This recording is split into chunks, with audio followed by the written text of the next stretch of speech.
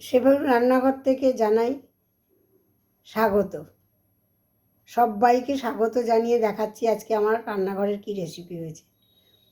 দেখুন, প্রথমে দেখালাম ভাত, আলু পোস্ত, শাহী পনির, বেগুন ভাজা, মিক্স চাটনি, আর এখানে গোটা আলু, বেগুন, শিম, কড়াইশুঁটি, রাঙা আলু দিয়ে একটা ডাল বানিয়েছি। মানে এটা গোটা সেদ্ধ বলে। যদি আমার এই রেসিপিগুলি ভালো লেগে থাকে, ইউটিউব থেকে যারা দেখছেন তারা লাইক করবেন, কমেন্ট করবেন, শেয়ার করবেন। একটু বেশি বেশি করে বন্ধুদের সঙ্গে শেয়ার করে দেবেন।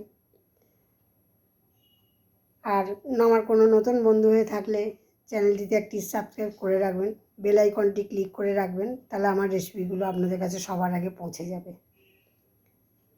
ফেসবুক থেকে দেখলে আমার চ্যানেলটিকে ফলো করবেন, ছোট্ট করে একটি লাইক দেবেন।